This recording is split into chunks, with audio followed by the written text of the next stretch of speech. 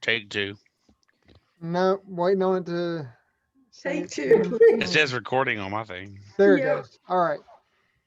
Shalom Aleichem, everyone. My name is Rabbi Joey, and you've reached the Yoke Messiah YouTube channel. It is for, let's see, for Parsha Vayetze, and we're going to open with the blessings of the Torah. Thank you so much for joining us. Barku Adonai Hamvorach. Baruch Adonai Havarak Elam Hamed. Baruch atah Adonai Eloheinu melech haolam asher bar karbanu mikol ha'amim v'natanu et Torato. Baruch atah Adonai noten haTorah. Amen. Bless the Lord who is to be blessed. Bless the Lord, who be blessed forever and ever. Blessed are you, O Lord our God, ruler of the universe, who chose us from all peoples and gave to us the Torah. Blessed are you, Lord, giver of this Torah. Amen. Amen. Thank you, Paul. So as we said before, it's Parsha Vayetze, and it's a very interesting and fun Parsha, and it starts in Genesis chapter 28, verse 10. For Aliyah 1, would anybody like to start? I will. All right. Okay. Genesis 28, verse 10. And Jacob left Beersheba, and he went to Haran. And he arrived at a place and lodged there because the sun had set. And he took some of the stones of the place and placed them at his head, and he lay down in that place. And he dreamed, and behold, a ladder set up on the ground, and its top reached to the heaven. And behold, angels of God were ascending and descending upon it. And behold, the Lord was standing over him, and he said, I am the Lord, the God of Abraham your father, and the God of Isaac. The land upon which you are lying, to you I will give it to you and your seed. And your seed shall be as the dust of the earth, and you shall gain strength westward and eastward and northward and southward. And through you shall be blessed all the families of the earth, and through your seed. And behold, I am with you, and I will guard you wherever you go, and I will restore you to this land, for I will not forsake you until I have done what I have spoken concerning you. And Jacob awakened from his sleep, and he said, Indeed, the Lord is in this place, and I did not know it. And he was frightened, and he said, How awesome is this place! There is none other than the house of God, and this is the gate of heaven. And Jacob arose early in the morning, and he took the stone that he had placed his head, and he set it up as a monument, and he poured oil on top of it. And he named that place Beth El, but Luz was originally the name of the city. And Jacob uttered a vow, saying, If God will be with me, and he will guard me on this way upon which I am going, and he will give me bread to eat and a garment to wear, and if I return in peace to my father's house, and the Lord will be my God, then this stone which I have placed as a monument shall be a house of God, and everything that you give me, I will surely tithe to you.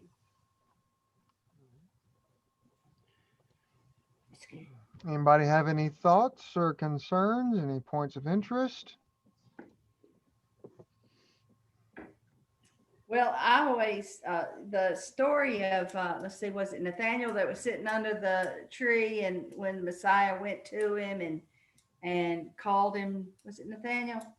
And he was studying the Torah, and he said it was this Parsha about the angels going up and down on the ladder, and it has so many correlations between this section here and that's New Testament story, Right. And that is in John chapter 1, right around verse 48, where that happens. I, for some reason, my attention was drawn to this, and I don't think it ever has been before, but in verse 12, It said he dreamt, and behold, a ladder set upon the ground, and its top reached to heaven. Behold, angels of God were ascending and descending upon it. And what I found interesting about that was that it just for some reason this year reminded me of the Tower of Babel, because it talks about a tower whose top ascended into heaven. And so it makes me wonder, what were they trying to get up to? It made me second guess what I normally think about the Tower of Babel, that it's just a monument unto the stars of heaven or unto heaven, not physically trying to get to heaven. And so it made me think, well, maybe that's what they thought they were doing. Maybe they thought they were making some sort of portal or gateway or something like that into the you know the heavenly dimension or whatever. So I just Yeah. never really, go ahead, Ben. I'm sorry. No, I just like growing up culturally, when you talk about heaven, you point up, and when you talk about hell, you point to the ground. yeah, As little kids growing up, and maybe there's something more to that. I don't know. there's no telling. Hmm. I just never have really understood the ascending and descending concept of those angels going and coming. Right. Uh, I always thought of it as when, God sends messengers to the earth to bring a message or to aid in helping someone, or they're going up and down at God's will to uh, participate in our lives, to bring us messages, to work in a situation, and that they're always ascending and descending. They're always, going up and down on our behalf. Oh, okay. That's the way I always looked at And it. maybe the latter was just a tool of God, because we all know they fly. They fly down and they fly up. We all know that. But maybe God used the ladder as a tool, because that kind of a man in that time couldn't see someone flying, and you know what I'm saying? It would not compute. Maybe. But going and coming on a ladder would. Just to Because loop us. Sorry, go ahead, Ben. it didn't have elevators. Right. That's exactly That's right. right. Right. Sorry. Escalators, but not elevators.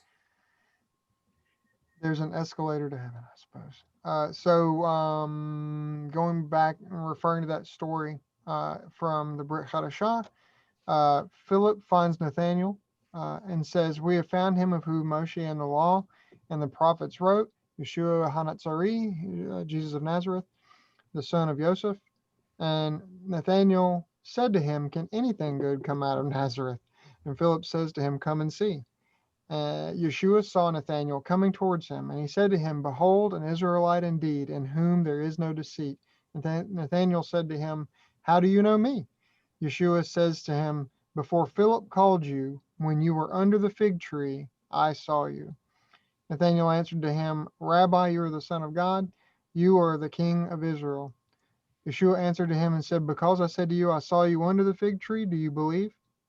And he takes it to the next step, saying, "Not only did I see you there, I know what you were thinking about.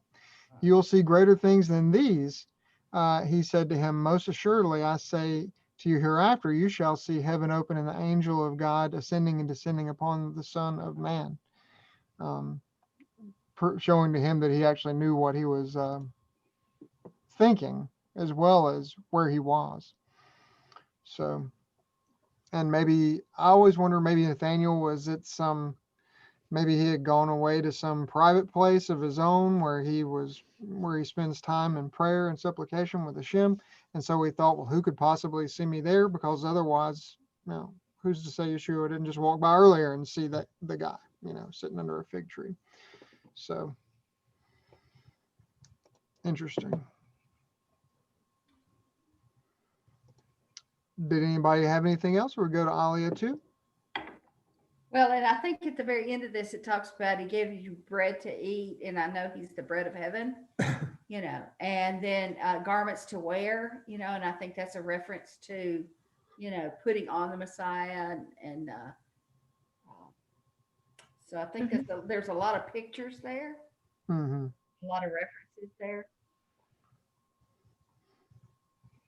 Right. And he certainly did all these things, not just for Yaakov, but for his children after him.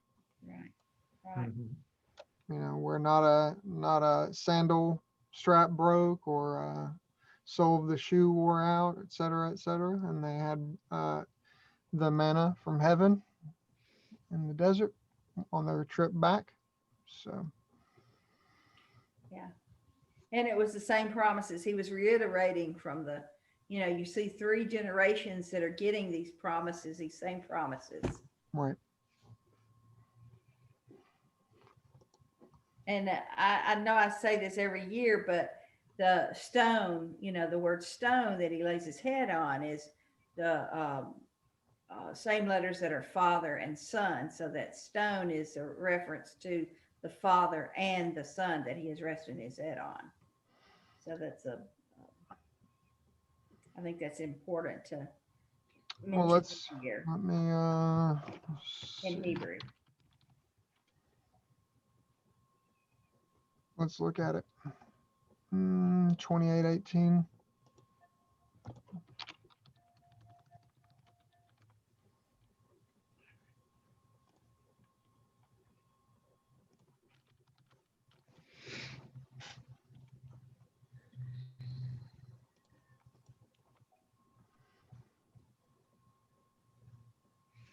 The stone he put his head, he set up as a pillar and poured oil on top of it. Let's see. Stone being Even.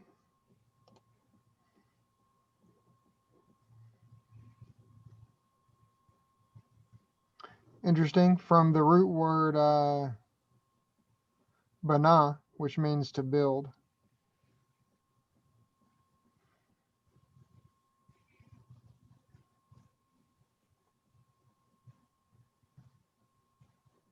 I like it. All right. Does anybody want to do Aliyah too? I could do that. All right. Let's see. Let's right. let you go for it. It's Genesis chapter 29, verse 1 through 17. Right. Now Jacob lifted his feet and went to the land of the people of the east. And he looked, and behold, a well in the field, and behold, 3 flocks of sheep lying beside it, because from that well they would water the flocks, and a huge rock was upon the mouth of the well. And all the flocks would gather there, and they would roll the rock off the mouth of the well, water the sheep, and then they would return the rock onto the mouth of the well to its place. And Jacob said to them, my brothers, where are you from? And they said, we are from Haran. And he said to them, do you know Laban, the son of Nahor? And they said, we know him. And he said to them, are things going well with him? And they said, things are going well. And behold, his daughter Rachel is coming with the sheep. And he said, the day is yet long. It is not the time to take in the livestock, water the sheep, and go pasture. And they said, we cannot do that until all the flocks are gathered together. They will roll the rock off the mouth of the well, and we shall then water the sheep. While he was still talking with them, Rachel came with her father's sheep, for she was a shepherdess. And it came to pass, when Jacob saw Rachel, the daughter of Laban, his mother's brother, and the sheep of Laban, his mother's brother, that Jacob drew near and rolled the rock off the mouth of the well, and he watered the sheep of Laban, his mother's brother. And Jacob kissed Rachel, and he raised his voice and wept. And Jacob told Rachel that he was her father's kinsman, and that he was Rebekah's son, and she ran and told her father. Now it came to pass, when Laban heard the report of Jacob, his sister's son, that he ran towards him, and he embraced him, and he kissed him, and he brought him into his house. He told Laban all these happenings. And Laban said to him, indeed, if you are my bone and my flesh. And so he stayed with him a full month. I read that wrong. I made it a question. And Laban said to Jacob, because you are my kinsman, should you work for me gratis? Tell me what your wages shall be. Now Laban had 2 daughters. The name of the elder was Leah, and the name of the younger was Rachel. Leah's eyes were tender, but Rachel had beautiful features and a beautiful complexion. The plot thickens. Mhm. Is he going to take tender? Is he going to take beautiful? I think he's Beautiful about to take both. features. Spoiler alert. Spoiler alert. Let's see here. Well, if you can't decide, you can't decide. Right. Did anybody have any thoughts regarding any of this?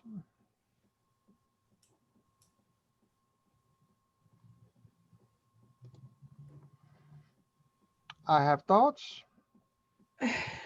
I'm not sure if I do or not. Go ahead. Well, there's some things going in here on in here that I have some eternal questions about, and some that I have some theories about. So, one that was a little more clear was the idea that in verse 10, where it is a reversal of Rivka and the servant of Abraham, that in verse 10, Jacob was the one to water the animals of the people that he was just meeting versus the stranger having their animal watered by the local. I don't know what that means. I thought it was interesting. And that in the next verse, that Jacob kissed Rachel, and he raised his voice and wept. And I thought that was interesting. I've had 1,000 questions about this verse. So he kissed Rachel. One, that seems a little bold. He just met her. And then he wept. Now, in times past, I always thought, what a weird thing that he weeps. But I have a new theory this year that dovetails with the first verse of the next Aliyah, verse 18. And I'm wondering if, when he realizes this is her who he's supposed to marry in that moment, he has some sort of confirmation about it, and he kisses her, and that he weeps, and then we'll see in the next Parsha that he agrees to work for 7 years for her hand before he can marry this girl, Rachel. And I'm wondering if it's because he weeps and he agrees to 7 years because he realized this is the one, but she's too young to marry right now. That's kind of my theory that I've been leaning on this year. Because otherwise, he could be weeping for joy, but the idea that he lifts his voice and weeps has just always been like, what? What's going on here? It seems like such a weird, such a weird thing going on. But, maybe I'm just a callous person. No. No, it is unusual. Right. You never know. Right. Maybe he was just, we all get a little overwhelmed from time to time. Sure. Those In the Arms of Angels commercials by the pet adoption every time. I'm like, fast forward, fast forward, fast forward, fast forward. Yes, please. Yes, please. So I don't know. Maybe if you meet the woman you know is supposed to be your wife, you become emotional. Yeah.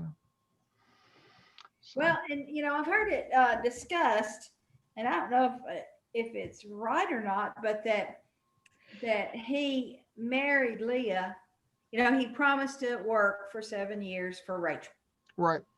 But then the whole switcheroo came along, and I might be going up too far right now. But No, I think we have to bleed into the next Alia. Sorry, go ahead. The the switcheroo came along, but that they were married, and he worked for 7 years. Not that he worked for 7 years and then got married. And that right after and if that is the case, could he? He married Leah. He knew he had to work, and he finds out he's been duped. So then he's allowed to marry Rachel, and they've tacked on another 7 years. So he's married to these two women for 14 years. His promise to work. Right. So I don't, because I've always thought it was, he marries Leah and he has to work for 7 years, and he marries Rachel and he has to work 7 years. Right. Or could they have just been married, you know, at the same time, pretty much, and had those 14 years? You know, I don't know. What do you think? I think the next Parsha is probably gonna sort that out for us. Cause to me, this year, it read as though he worked 7 years, was duped into marrying Leah, but then said, well, if I'm marrying both these women, I have to basically pay the bridal fee for both of them, but I'm getting the one that I want now, and then I'll work an additional 7 years. So it sounds like to me, he works 7 years, thinks he's marrying the younger one, marries the older one, then insists on immediately marrying the younger one, and then works another 7 years. Okay. And it will bear out in this next Parsha, if I'm not mistaken. All right. Well, you know, I mean, this next Aliyah. yeah, I didn't have you know, you know, solid thought on that. I just had wondered how that worked because I didn't know. Well, I say we move to 3, and because I think it's gonna clear it up for us. All Did right. anybody want to read that, or shall I? I'll read it. Okay. All right. And Jacob loved Rachel, and he said, I will work for you 7 years for Rachel, your younger daughter. And Laban said, it is better that I give her to you than I should give her to another man. Stay with me. So Jacob worked for Rachel 7 years, but they appeared to him like a few days because of his love for her. And Jacob said to Laban, wait a minute, am I reading the right one? Yeah. Yeah. And Jacob said to Laban, give me my wife, for my days are completed, that I may come to her. So Laban gathered all the people of the place, and he made a feast. And it came to pass in the evening that Laban took his daughter Leah, and he brought her to him. And he came to her, and Laban gave Zilpah his maidservant to his daughter Leah as a maidservant. And it came to pass in the morning, and behold, she was Leah. So he said to Laban, what is this that you have done to me? Did I not work for you for Rachel? Why have you deceived me? And Laban said, it is not done so in our place to give the younger one before the firstborn. Complete the wedding week of this one, and we will give you this one too, for the work that you will render me for another 7 years. And Jacob did so, and he completed the week of this one, and he gave his daughter Rachel to him as a wife. And Laban gave his daughter Rachel, his maidservant Bilhah, for a maidservant. And he came also to Rachel, and he also loved Rachel more than Leah, and he worked with him yet another 7 years. And the Lord saw that Leah was hated, so he opened her womb, but Rachel was barren. And Leah conceived a son and bore a son, and she named him Reuben, for she said, because the Lord has seen my affliction, for now my husband will love me. And she conceived again and bore a son, and she said, since the Lord has heard that I am hated, he gave me this one too. So she named him Simeon. And she conceived again and bore a son, and she said, now this time my husband will be attached to me, for I am born him 3 sons. Therefore he named him Levi. And she conceived again and bore a son, and she said, this time I will thank the Lord. Therefore she named him Judah, and then she stopped bearing. And Rachel saw that she had not borne any children to Jacob, and Rachel envied her sister. And she said to Jacob, give me children, and if not, I'm dead. And Jacob became angry with Rachel. And he said, am I instead of God, who has withheld from you the fruit of the womb? So she said, here's my maidservant Bilhah. Come to her, and she will bear children on my knees, so that I too will be built up from her. So she gave him her maidservant Bilhah for a wife, and Jacob came to her. And Bilhah conceived, and she bore Jacob a son. And Rachel said, God has judged me, and he has also hearkened to my voice, and has given me a son. So she named him Dan. And Bilhah, Rachel's maidservant, conceived again and bore Jacob a second son. And Rachel said, with divine bonds I have been joined to my sister. I have also prevailed. So she named him Naphtali. When Leah saw that she had stopped bearing children, she took her maidservant Zilpah and gave her to Jacob for a wife. And Zilpah, Leah's maidservant, bore Jacob a son. And Leah said, luck has come. So she named him Gad. And Zilpah, Leah's maidservant, bore Jacob a second son. And Leah said, because of my good fortune, for women have declared me fortunate. So she named him Asher. Right. So Leah's had 4 kids of her own. Her maidservants had 2 kids, and I think Leah has another kid, Dinah, herself. Maybe another boy herself. So can't recall, but a lot going on in here. It's like the great race to make babies. So anybody have any thoughts or concerns or insights regarding this aliyah? Am I wrong to think, aren't these all the tribes? Yes, they eventually will be all of them. Amazing. All the tribes and a sister. And then some. Mhm. Amazing. And my personal opinion, I don't know how accurate you can get with this, but I always felt like Dinah represented them. These are the 12 tribes of Israel, Right. where they came from. But Right. I always look at Dinah as being the only girl, and she kind of represented Israel, Mhm. nation of Israel, Mhm. because she was wooed and taken off by other girls, socialized with these other girls and Right. got her in trouble. And she was, assaulted and just like the nation of Israel, it's been taken off, and a lot of bad things have happened to the nation of Israel, Right. and scripture tells us that a lot more things will happen to the nation of Israel, and I always just kind of correlate her with the nation of Israel. Let me see that. Cool. Yeah, I mean, that's just my way I see it. Sure. Excuse me.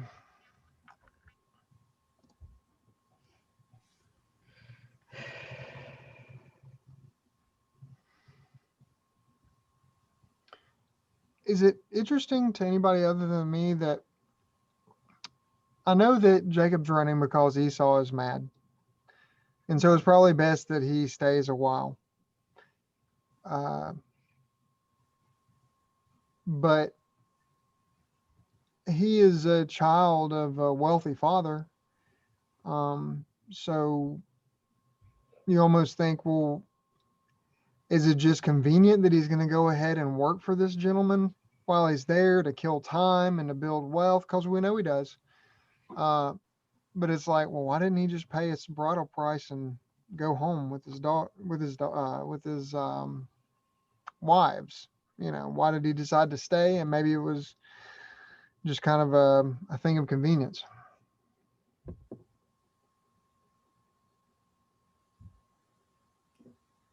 I think Laban was more interested in having him work for him than he was any monetary value could have gotten out of him, Maybe a so.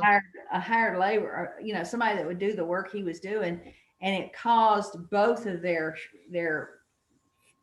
sheep and all this kind of stuff to multiply and multiply and multiply because he was good at what he did, and how he did it, Right. and so he was, well more worth than just the money that the sisters would have brought, I would think.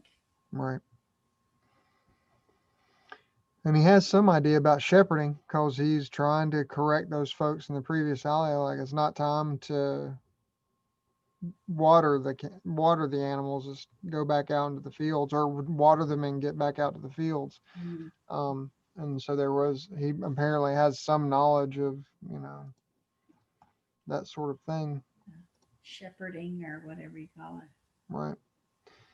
Husbandry. Well, eventually, yeah. Hurting. Yeah. So now an interesting note that has cost me a few buddies that I brought it up to before, but I always bring it up anyways. Oh, That in this chapter here, let's see, in 29:31, and the Lord saw that Leah was hated, So he opened her womb, but Rachel was barren. And Leah conceived and bore a son, and she named him Reuben. For she said, because the Lord has seen my affliction, now my husband will love me.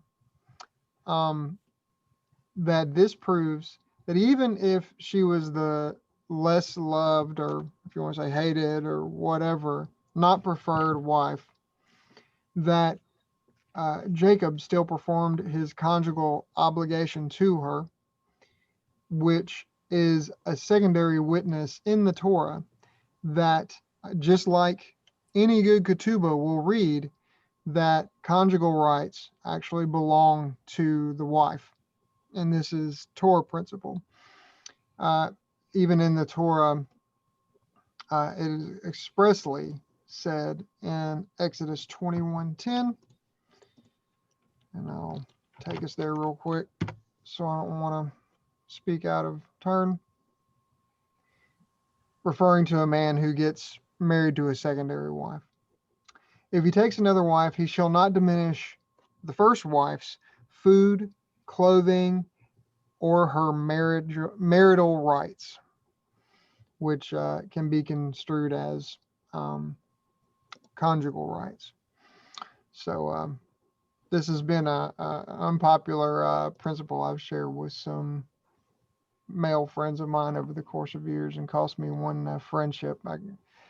I guess he was upset to think that his wife had the held the keys in that particular situation, but I didn't write it. I'm just telling you what it says. But that's really all I have for other than the things that have been said. I think that's all I have for this Alia. Did anybody have any thoughts about anything before we go to Alia 4?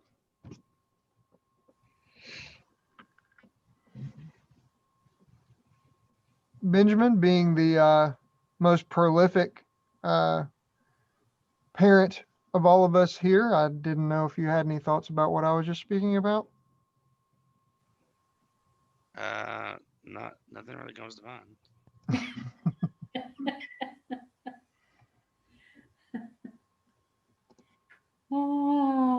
22, 25. Okay. Make him read it anyway. I mean, will you read Alia 4 for us? Genesis 30, 14 through 27. Excuse the background noise if you can. Absolutely. Yeah, so we're here at 14. Okay, here we go. Reuben went in the days. Sorry. Reuben went in the days of the wheat harvest, and he found Something. Dudame in the field, and he brought them to Leah. Did I say that right? That's what I have. Okay.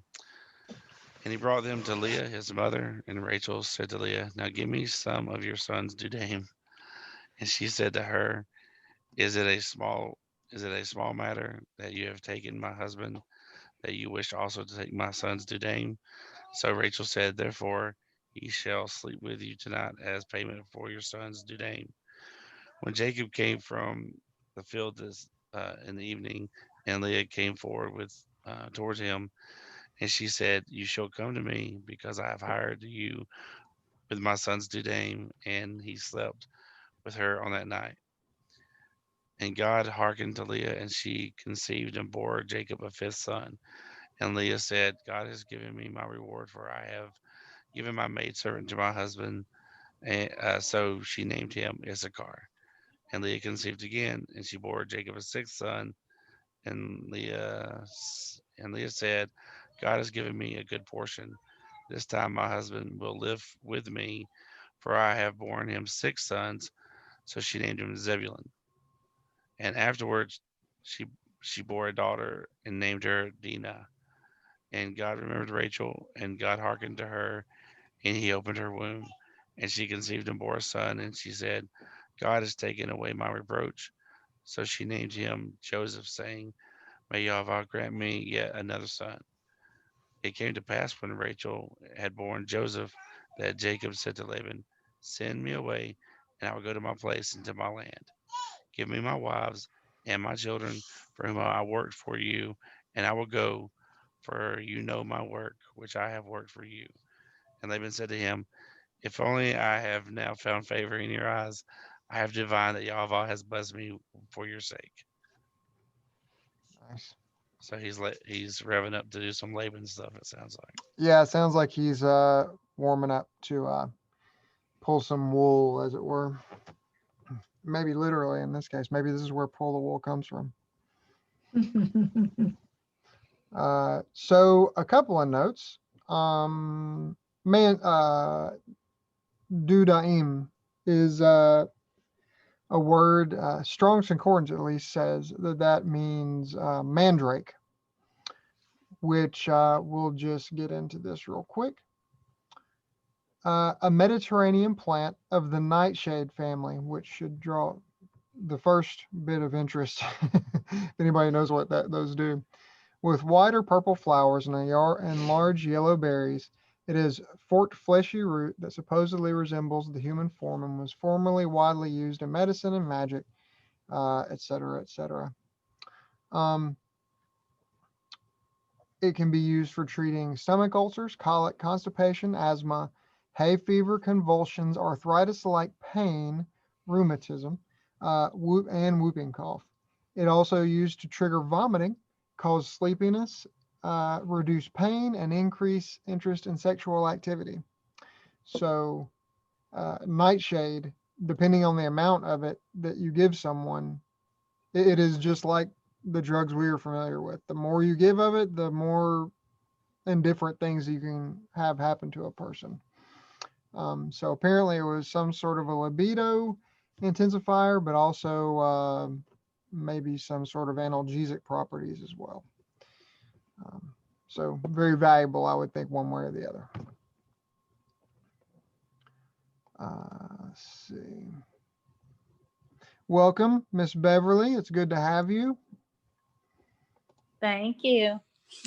Oh, is she here? She just showed up, and we are in, as you probably are aware, Aliyah 4, which starts Genesis chapter 30, verse 14. Did you have any thoughts about anything regarding Aliyahs 1 through 3? Not yet. I've read them, but it's definitely a different time.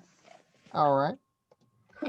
Well, we are in 4, and I only had one note that I had noticed this year out of 4, other than, what we've already discussed.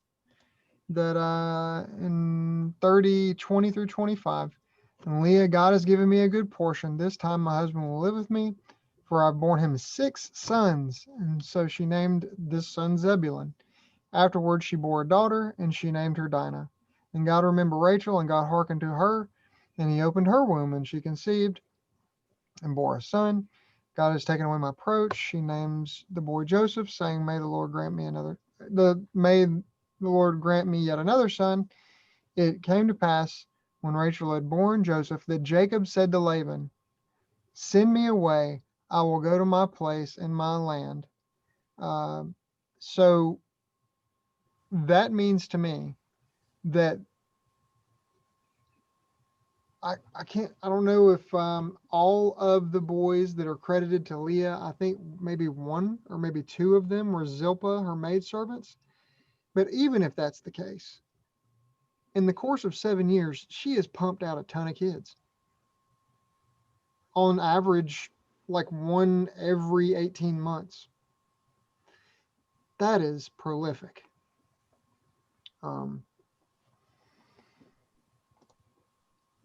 Again, even obviously not counting Zilpah's, she is making it happen.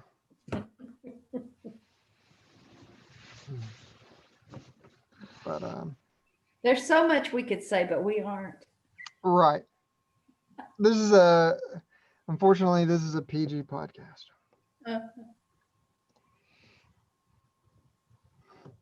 Now, We seem to be making pretty good time. Did anybody have any thoughts or anything they wanted to share about that before going to 5?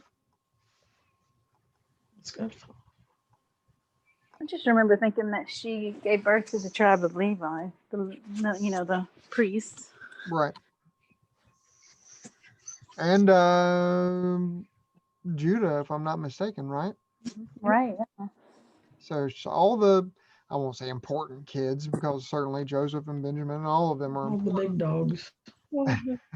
But I found it interesting that wasn't Rachel's first son Dan? No, Rachel's first son was Joseph. She only had 2. Her maidservant, maybe. Let's see.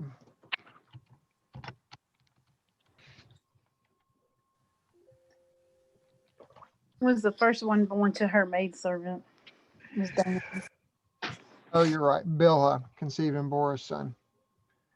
And various and sundry things have been said not so good about Dan. So, yeah, Leah is a superstar out here making it happen. Mm-hmm. Let's see. All right. It does seem to appear that God does seem to have some sort of mercy, or not mercy, that's not the right word, but some sympathy towards some of the women because of the way their life went. Hmm. No. Well, it's an interesting thing that while Rachel may have been more important to Jacob because that's the one he loved, Leah was ultimately, potentially it could be said, more important because of the dearth of children, being brought through, maybe meaning more important for us, you know. Um, so, yeah.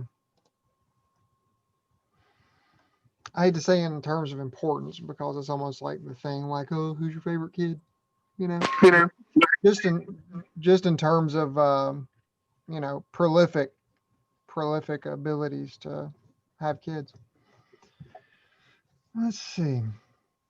All right. Well, I'll read 5 if nobody has any objections or thoughts before we start. All right. So Genesis 30, verse 28. All right. Then he said, specify your wages for me, and I will give them. That was Laban speaking. And he said to him, you know how I have worked for you, and how your livestock was with me. For the little you had before me has increased in multitude, and the Lord blessed you upon my arrival. But now, when will I, too, provide something for my household? And he said, what shall I give you? And Jacob said, you shall give me nothing. If you do this thing for me, I will return, I will pasture your flocks, and I will watch them. I will pass through all of your flocks today, removing from them every speckled and spotted kid, and every brown lamb among the sheep, and every spotted and speckled one from among the goats. And this one will be my wages. My righteousness will testify for me at a future date, for it will come upon my wages before you. Whatever is not speckled or spotted among the goats, or brown among the sheep, shall be counted as stolen with me. And Laban said, very well, if only it would be as you say. And he removed on that day the ringed and spotted male goats, and all the speckled and spotted female goats, whichever had white on it, and all the brown from among the sheep, and he gave them into the hands of his sons. This is Laban did this thing. And he set 3 days' journey between himself and Jacob tended Laban's remaining animals. And he took himself moist rods of trembling poplar and hazelnut and chestnut, and he peeled white streaks upon them, barring the white that was on the rods. And he thrust the rods that he peeled into the gutters, the water troughs where the animals would come to drink opposite the other animals, and they would come into heat when they came to drink. I apologize. I said earlier it was Laban that did that. I was mistaken. And the flocks came into heat by the rods, and the animals bore ringed, spotted, and striped young. And Jacob separated the sheep, and he turned the faces of the animals toward the ringed ones, and every brown one among Laban's animals. And he made himself flocks by himself, and he did not place them with Laban's animals.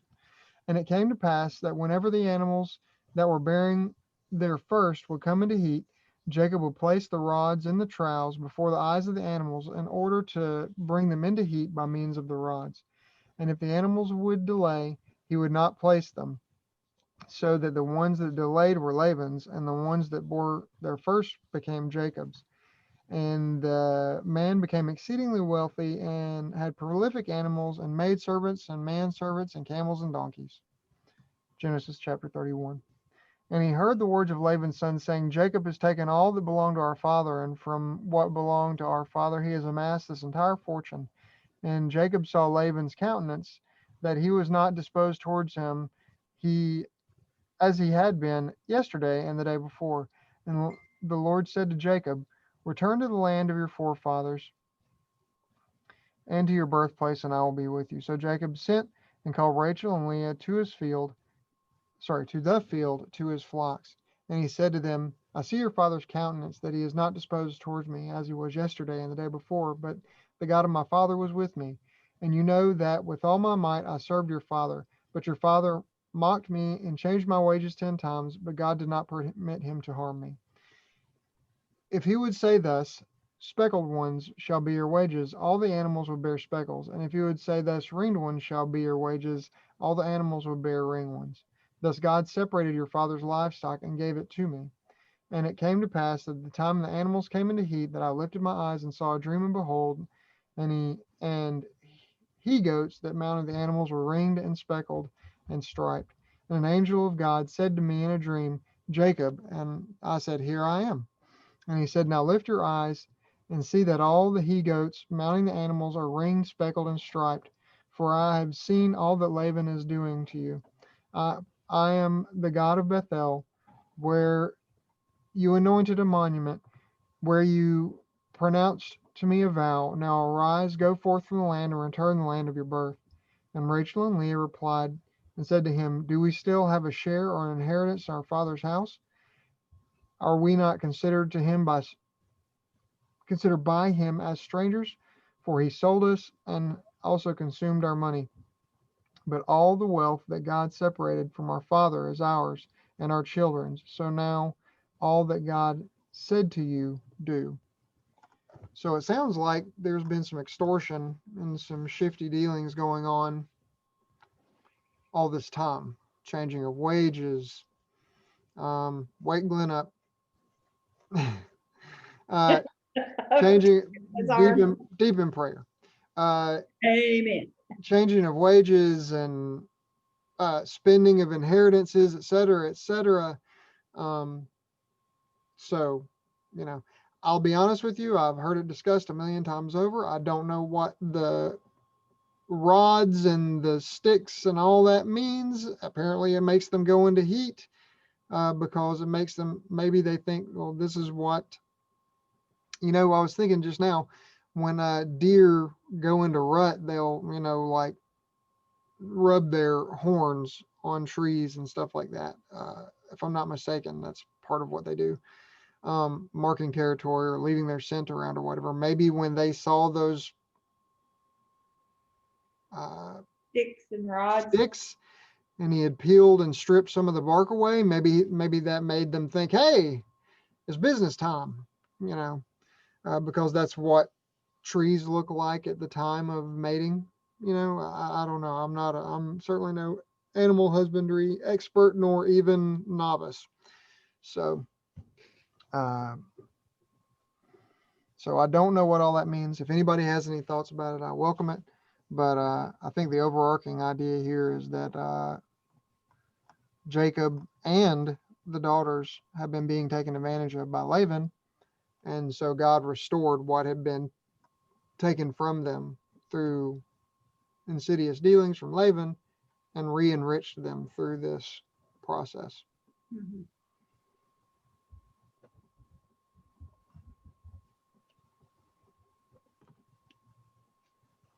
That's which is a I was just thinking how many people are struggling in the world right now, have lost their jobs, lost their insurance, many people on the brink of eviction, etc. That to be of good hope if you're listening to this, because no matter what uh, thing can happen to you, God can always restore you. I'm living proof. I've uh, lost uh, monies and goods and even a home in the past, and God has restored more than all of that back to me. And now, has taken care of me many times over and returned back to me what I've lost. Um, I think the key here, above all else, is to be diligent to whatever it is God shows you. If God shows you to strip some sticks bare and stick them in front of these animals when they're going to the watering hole, if that's what he shows you in a dream, then by all means do this thing. Whatever that means to you, whatever that thing of ingenuity God shows you to do, if you'll be faithful to do what he shows you, he will bless you.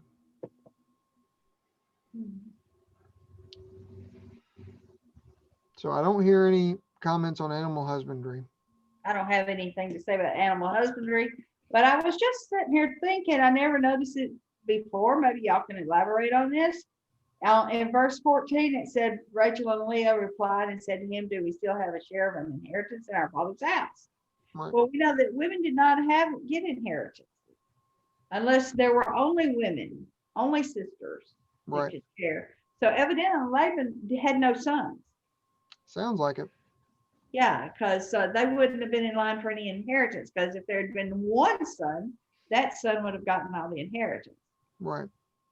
But it sounds like here that they just maybe have been to these two girls that were going to be able to have their inheritance, Right. I never considered that he didn't have any sons, I never thought about it, but I guess he did. And when he got a son-in-law, he worked him into the ground. Right. He's not getting two sons-in-laws, he only got one. Right. But he got the double work out of them. So it was Yeah. underhanded, but he made it work. Right. Yeah. If he had managed those funds better and not spent them in the interim time, it probably would have been okay. Because it says there in the second half of 15 that he sold us and also consumed our money. So These sheep ended up in Britain.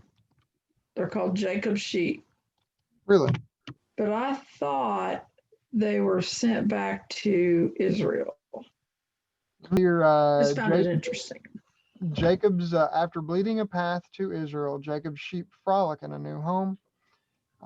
Every new immigrant to Israel faces many challenges, making new life in the Holy Land. The 118 Jacob sheep, the first livestock to immigrate to Israel for religious reasons, are no different.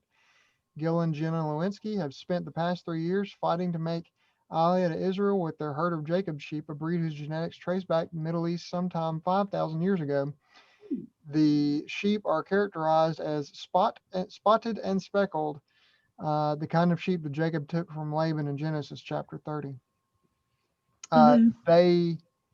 Let's see, after a 3-year-long journey that required top-level political negotiations between Israeli embassy, Canadian embassy, and a road trip across Canada, $80,000 worth of flights and airlift the herd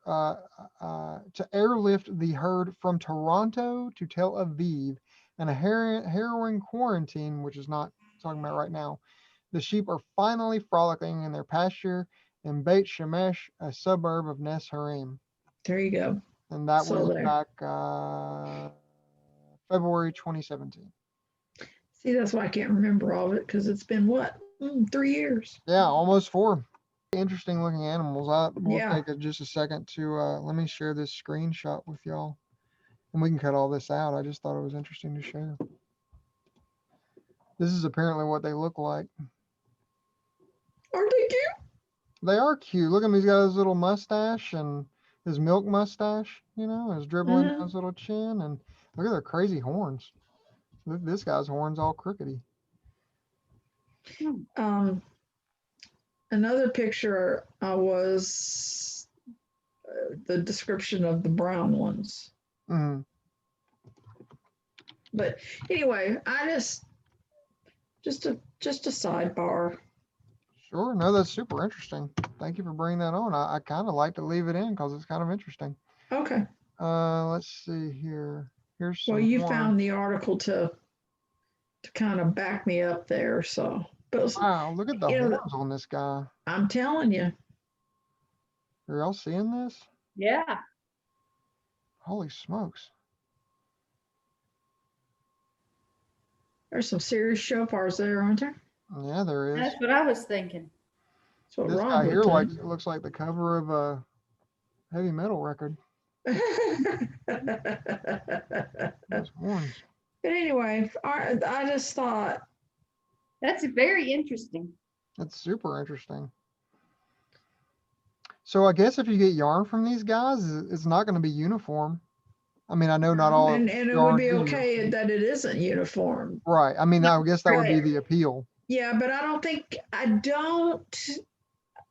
haven't looked into it since I saw that they moved him back to Israel, and that was kind of the end of the conversation. But I don't think you no longer can get any yarn from him, but I may be wrong. Might have to go look it. Wow. That's a trip. But yeah, Well, thank you for sharing because honestly, I've always had just a, passing imagination of what they look like, knowing vaguely what sheep or goats look like, but that was super interesting. Those guys are intense. Yeah, they are. Like all those double well, you horns and can't stuff. mistake them. You would not. Right. You Yeah. would definitely know they were these sheep. Whose were whose? Right. Yes. Mm-hmm. And I like the idea that if they're supposedly the not as sought after sheep in that time because they don't have a singularity of color or Right. monochromatic or whatever you call it, that Hashem takes the modeled, the thing that may not be what everybody else wants, but he will use it to create richness for his people. Right. Right. Out of something seemingly less valuable, he Right. just like with Leah, not comparing her to goat, but like she's seemingly less valuable because apparently she was not as attractive as Rachel, but more than half the children of promise come from her. So Right. Right. who wants to do Alias 6? Let's go. Beverly, you're certainly welcome to jump on that if you would like to, if you're busy, or I don't know who hasn't read yet. I think we've all read. Well, then let me. You want me to do it? You want me to do it? Sure. That would be fine. All right. This is Genesis chapter 31, verse 17 through 42. So Jacob rose and he lifted up his sons and his wives upon the camels, and he led all his livestock and all his possessions that he had acquired, the purchase of his acquisition, which he had acquired in, Padan Aram, Padan Aram.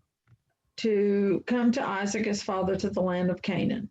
Now Laban had gone to shear his sheep, and meanwhile Rachel stole her father's teraphim, and Jacob concealed from Laban the Aramean by not telling him that he was fleeing. So he and all that were his fled, and he arose and crossed the river, and he directed his face toward Mount Gilead. On the third day, Laban was informed that Jacob had fled. So he took his kinsman with him, and he pursued him 7 days' journey, and he overtook him at Mount Gilead. And God came to Laban, the Aramean, in a dream of the night, and he said to him, beware lest you speak with Jacob either good or evil. And Laban overtook Jacob, and Jacob pitched his tent on the mountain, and Laban pitched with his kinsman on Mount Gilead. And Laban said to Jacob, what have you done that you concealed from me and led away my daughters like prisoners of war? Why have you fled secretly and concealed from me and not told me? I would have sent you away with joy and with songs and with drum and with harp. And you did not allow me to kiss my sons and daughters. Now you have acted foolishly. I have the power to inflict harm upon you, but the God of your father spoke to me last night, saying, beware of speaking with Jacob, either good or bad. But now you have gone away, for you longed for your father's house. But why have you stolen my gods? And Jacob replied, and he said to Laban, because I was afraid, because I said, lest you steal your daughters from me. The one with whom you find your gods shall not live. In the presence of our brothers, recognize for yourself what is with me, and take it for yourself. For Jacob did not know that Rachel had stolen them. So Laban entered Jacob's tent and Leah's tent and the tents of the two handmaids, but he did not find them. And he had come out of Leah's tent and entered Rachel's tent. But Rachel had taken the teraphim and placed them into the camel saddle and sat upon them. So Laban felt about the entire tent, but did not find them. And she said to her father, let my lord not be annoyed, for I cannot rise before you, for the way of women is upon me. So he searched, but did not find the teraphim. And Jacob was annoyed, and he quarreled with Laban, and he said to Laban, what is my transgression? What is my sin that you have pursued me? For you have felt about my things. For you have felt about all my things. What have you found of all the utensils of your house? Put it here in the presence of my kinsmen and your kinsmen, and let them decide between the two of us. Already 20 years have I been with you, and your ewes and she-goats have not aborted, neither have I eaten the rams of your flocks. I have not brought home to you anything torn by other animals. I would suffer its loss. From my hand you would demand it, what was stolen by day and what was stolen at night. I was in the field by day when the heat consumed me, and the frost at night, and my sleep wandered from my eyes. This is 20 years that I have spent in your house.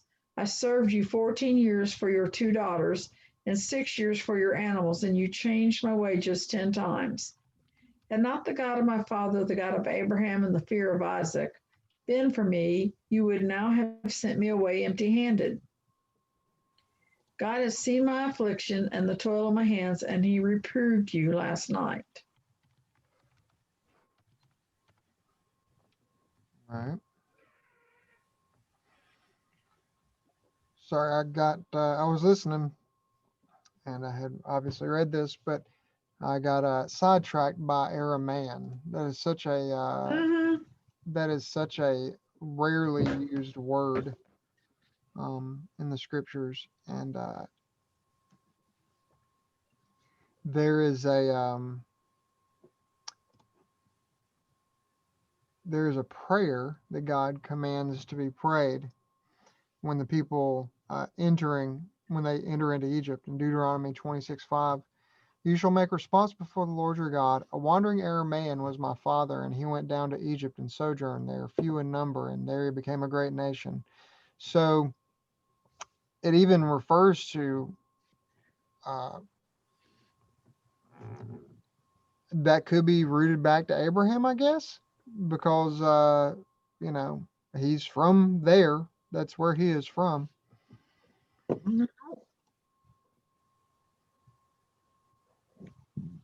And then uh,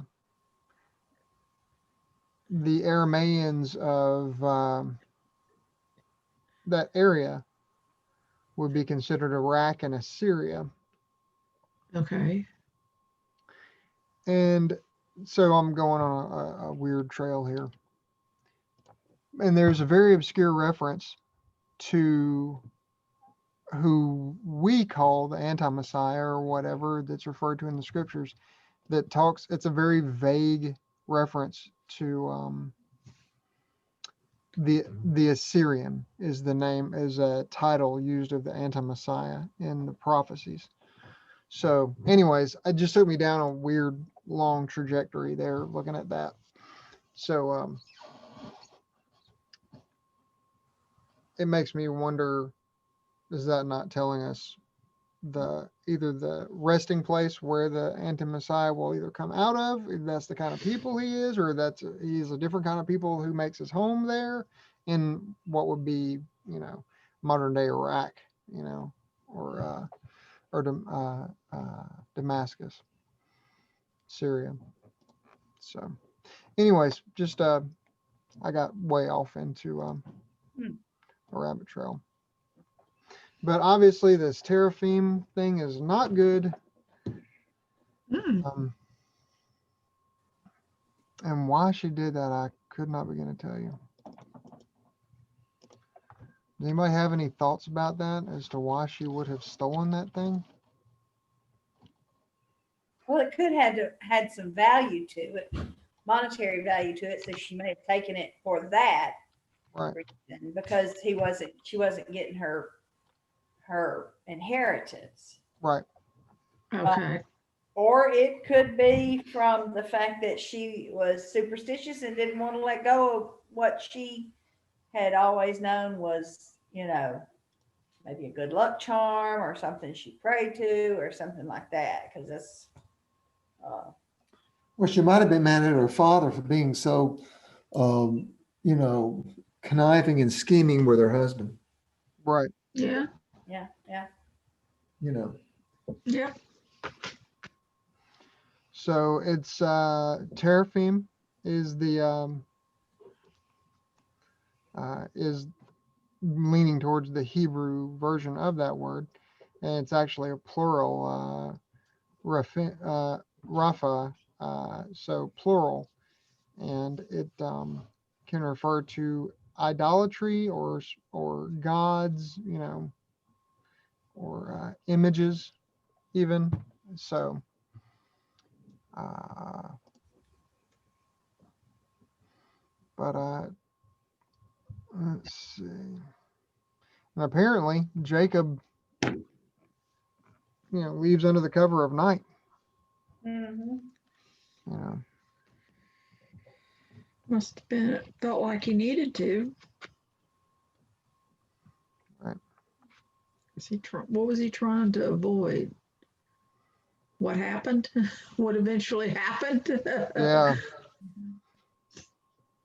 And it looks Chumash here. does say that the Chumash says that, and it's just their commentary on it was that Rachel took the idol to keep Laban from idol worship, and that the Torah records this episode because her interests were noble.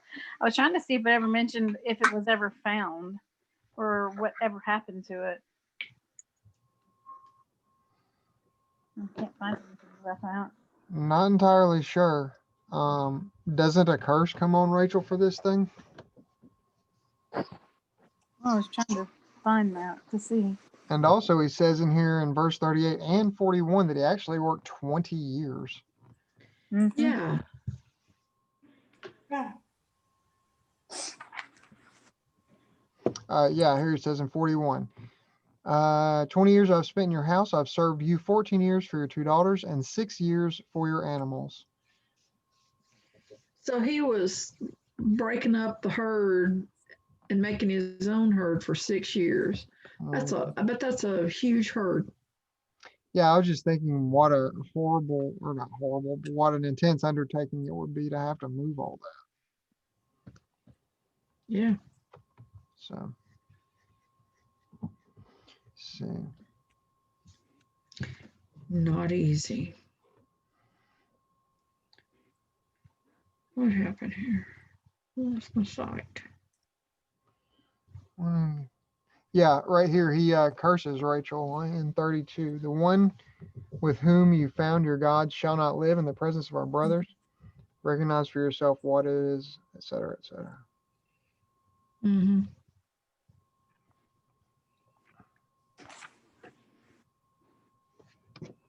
I was thinking it's a good thing that he didn't find it because it reminded me of the story of were they warriors returning and he was like the first one that comes out of my house. So I was Right. like,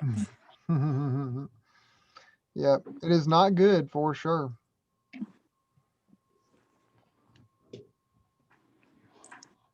But yeah. And isn't it Rachel who is buried on like the roadside? mm-hmm. So she Tried doesn't to even, we don't even know where well, we may or may not, but it's said that we don't even, she's nondescript. She doesn't make it all the way back. So So yeah, that it's almost saying right there that It was that, prophesied that what she she did was not a holy purpose. Mm-hmm. Right. that or Jacob horribly misspoke, Yeah. which just always makes me think like just exactly what Messiah said.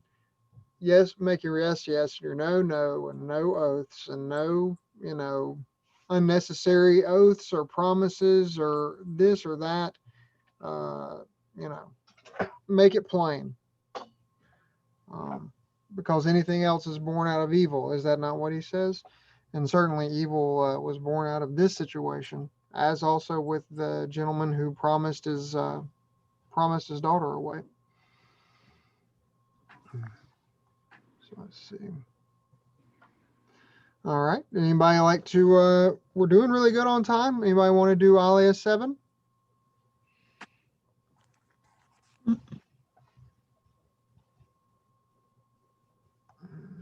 I'll read it. Where does it start? Yeah. Genesis 31, verse 43 to the end of the chapter, and then the first 3 verses of 32. Then Laban spoke up and said to Jacob, "The daughters are my daughters, the children are my children, and the flock is my flock, and all that you see is mine. Yet to my daughters, what could I do to them this day, or to their children whom they have borne? So now come, let us make a covenant, I and you, and he shall be a witness between me and you." Then Jacob took a stone and raised it up as a monument. And Jacob said to his brethren, "Gather stones." So they took stones and made a mound, and they ate there on the mound. Laban called it Jagar Sahadutha, but Jacob called it Galeed. And Laban declared, "This mound is a witness between me and you today." Therefore he called its name Galeed. And as for the Mizpah, because he said, "May Hashem keep watch between me and you when we are out of each other's sights. If you will ill treat my daughters, or if you will marry wives in addition to my daughters, though no man may be among us, but see, God is a witness between me and you." And Laban said to Jacob, "Here is this mound, and here is this monument which I cast between me and you. This mound shall be witness, and the monument shall be a witness, that I may not cross over to you and pass this mound, nor may you cross over to me past this mound and this monument for evil. May the God of Abraham and the God of Nachor judge between us, the God of their father." And Jacob swore by the dread of his father Isaac. Then Jacob slaughtered for a feast on the mountain and summoned his kinsmen to break bread. And they broke bread and spent the night on the mountain. And Laban awoke early in the morning. He kissed the sons and his daughters and blessed them. And Laban went and returned to his place. Jacob went on his way, and angels of God encountered him. Jacob said when he saw them, "This is a godly camp." So he called the name of the place Mahanaim.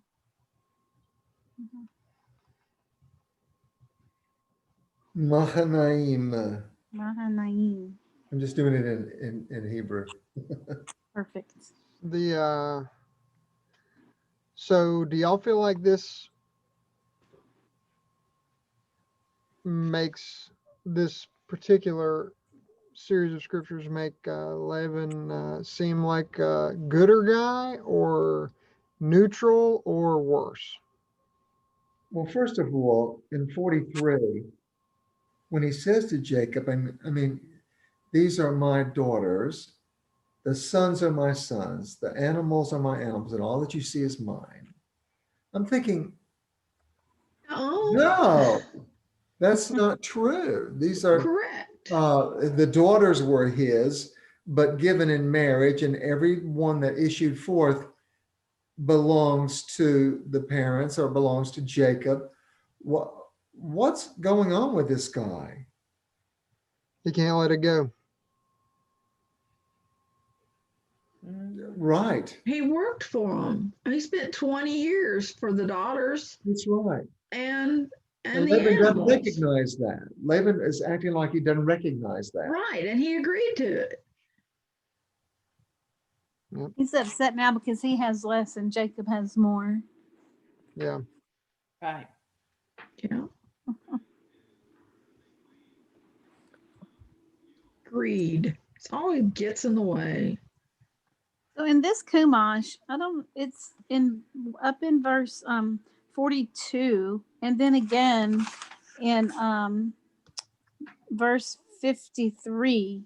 It says, and Jacob swore by the dread of his father Isaac, and it's capitalized. That D is capitalized, and I don't know why.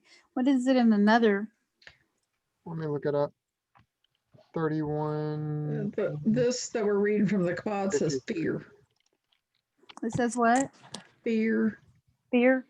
Yeah. It's just strange that they capitalized it for some weird reason. And it's who is the god of Nahor? We need to figure that out too. Let's see.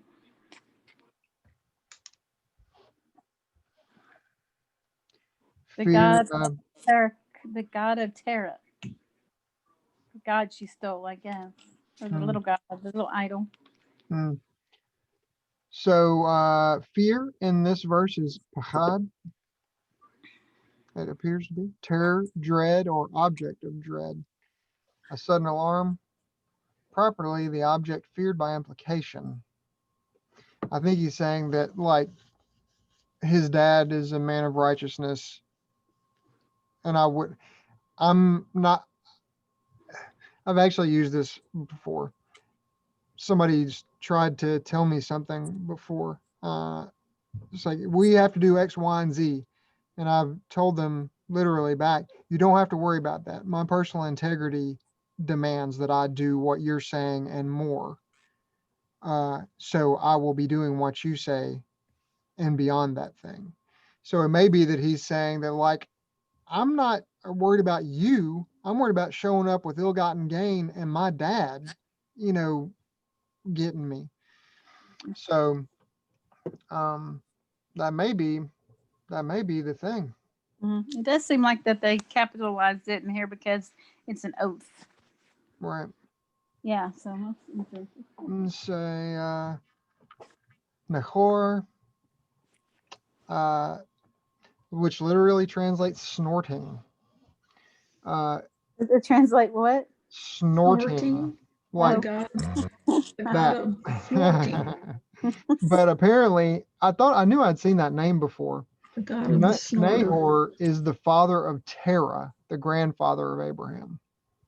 Right. So in reality, he is probably referencing the god that is tied to that idol because Abraham's family were idolaters. And funny that he referenced Terah's father because Terah was the first one. From the way that it reads to me, Terah was obedient in regards to getting the family away from Ur of the Chaldees and to Haran, and then kind of like stopped short. And then God took Abram from Haran into Canaan. So he's tying it all the way back to the original God that they believed in prior to Hashem.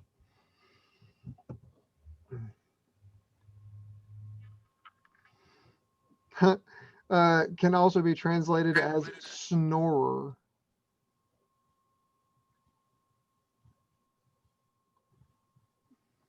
Breathing hard. Is that SNORER or SCHNORER? No, SNOR. Like literally, it is from the root Nahor, breathing hard or snorting. So interesting. That's a bit of a bull. Yeah. So, anyways, apparently that is maybe you and we certainly know that from probably Laban. That in the ancient world they observed babies before they named them. So. Yeah. Maybe he was maybe he had a heavy breathing when he was a baby, so they named him. We can call Ash your snorer. When you go against his will, Yeah. like a bull. He'll Oh snort. yeah. He'll snort at you. Oh yeah. Oh yeah. Uh, For anybody not aware, Asher is my youngest son. He's about to turn 2, and he is a Spitfire. So, mhm. yeah. So interesting. I miss, I kind of just always wonder, like, does this? It's just a weird interaction, you know. But I don't know. It certainly seems that uh, Jacob, even offering his own animals to be the sacrifice, the slaughtering, and the meal that they ate, um, that he approves of this deal that they're making. So, but anyways, and then they go on, they make kissy face, and then Jacob sees angels again. So, does that mean that one, are they in the same place that he saw angels again? Or two, are there multiple places where angels appear on earth that at least Jacob could tell? Or three, and the version of this that I like, just spitballing, is it that wherever Jacob is, angels show up? Hmm. I like that version the best because that means that, as the scriptures say, we're surrounded by a great host of witnesses, Ministering angels, yes. right? And Banana. hosting angels unaware. So, Maybe the truth is we all have them, but he could see them at God's, um, permission. right. I like it. Well, I tell you what, I think this has been a tremendous. Sorry, that's my bedtime alarm. So it's been a tremendous Night, midrash. buddy. Thank you all so much for participating and for being here on a special off night and for being flexible with me. I certainly appreciate it. So we'll wrap it up. Shalom Aleichem, everyone. Thank you so much for visiting with us this week. And this has been, again, our Midrash for Parsha Vayetze. And it's been tremendous. If you have any thoughts about anything that we've discussed or maybe something that you feel like we've missed, we'd love to hear from you. Just go down to the comments below the video and please feel free to share whatever you would like to share with us. If you would like to continue to be even beyond that and be part of our online community, we would love to have you. You can find us at facebook.com/groups/Yoke of Messiah. And as always, if you need to reach me directly, and thank you to those of you who have, it's been a very interesting series of back and forths. You can reach me at yokeofmessiah@gmail.com. Of course, if you want to share our site with anybody, you can always just tell them yokeofmessiah.com. That will take you to our YouTube page where we're doing most of what we do ministerially right now during the middle of the pandemic. So thank you again so much for visiting with us. Shalom Aleichem, and we'll see you again very soon. Bye, y'all.